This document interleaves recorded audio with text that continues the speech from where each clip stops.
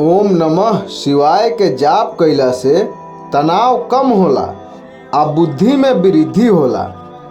ओम नमः शिवाय के जाप करे के सबसे अच्छा तरीका होला सवेरे स्नान करके पूजा के समय ओम नमः शिवाय के जाप करे के चाही।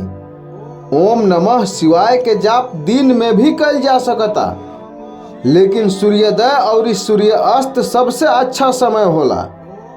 ओम नमः शिवाय के जाप जोर जोर से भी कइल जाला या तो अपना मन में चुपचाप कइल जाला। ओम नमः शिवाय के जाप लगातार 108 बार कइला से अच्छा अनुभव मिलेला।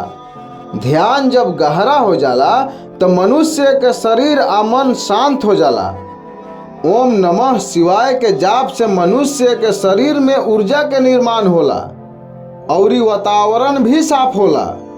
ओम नमः शिवाय के जाप से भगवान शिव के आशीर्वाद और सहायता मिलेला। ओम नमः शिवाय के जाप मनुष्य के सत्य और न्याय के मार्ग पर चले के हिम्मत देला। शिव के पुजारी केहू के साथ अन्याय ना करेला, हमेशा सच्चाई के जीत होला। हर मनुष्य के सच्चाई के रास्ता पर चले के चाहिए। ओम नमः शिवाय के जाप कइला से भोलेनाथ अति शीघ्र प्रसन्न हो जानी आ भक्त पर अपन कृपा बरसावे लागेनी।